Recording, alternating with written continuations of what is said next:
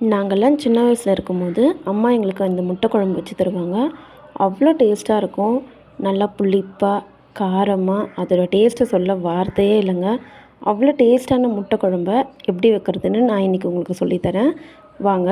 அதுக்கு முதல்ல ஒரு பேனில் எண்ணெய் ஊற்றிட்டு கடுகு, சீரகம், வெந்தயம் இது 3ம் போட்டு தாளிச்சிட்டு ஒரு 4 சின்ன வெங்காயம் மட்டும் ஆட் பண்ணிவிட்டு நல்லா கட் பண்ணி வச்சுருக்க பெரிய வெங்காயம் 2 போட்டுட்டு அது நல்லா வதங்கின உடனே ஒரு 3 பெரிய தக்காளியை மிக்ஸி ஜாரில் அரைச்சி வச்சுக்கணும். அதையும் இதோட ஆட் பண்ணிவிட்டு 1½ ஸ்பூன் குழம்பு மிளகாய்த்தூள், 1/2 ஸ்பூன் வெறும் மிளகாய்த்தூள், தேவையான அளவு உப்பு போட்டு நல்லா எண்ணெய் பிரிஞ்சு வர்ற அளவுக்கு வதக்கிடுங்க.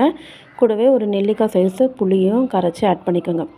இப்போ இது எல்லாம் நல்லா கொதித்து வரும்போது வேக வச்ச முட்டையை அதில் போட்டு லாஸ்ட்டாக கொஞ்சம் பெப்பர் தூவி எடுத்திங்கன்னா அம்மா ஸ்டைல் முட்டை குழம்பு ரெடி ஆகிடும். கண்டிப்பாக ட்ரை பண்ணி பாருங்கள். சொர்க்கமே தெரியும்.